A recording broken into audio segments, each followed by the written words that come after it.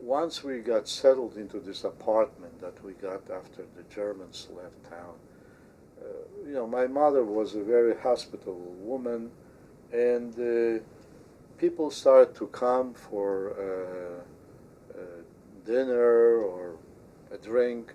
Many single people, because there were not family units were rare. They were from those who survived in Russia, but for those who survived in Poland, most of them were single men or single women. The thing that I remember very well were that people used to come, and the topic of conversation was only one. How did you survive? Where did you survive? Did you see such and such, etc., etc.? Did you know, etc.? No, what happened to?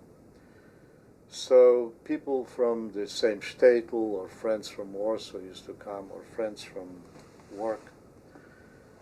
And and I was just sitting there. I understood virtually everything that they were saying.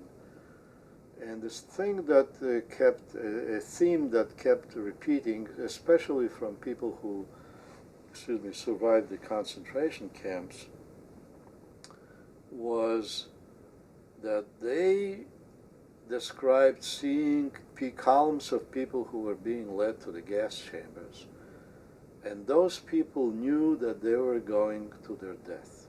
It was not that they were unaware, they knew. And they were yelling or screaming to those who were staying behind, remember us, tell what happened, remember, don't forget us. It seems like that was the wish of the dying people. And to me, that's, putting that thought together was very important.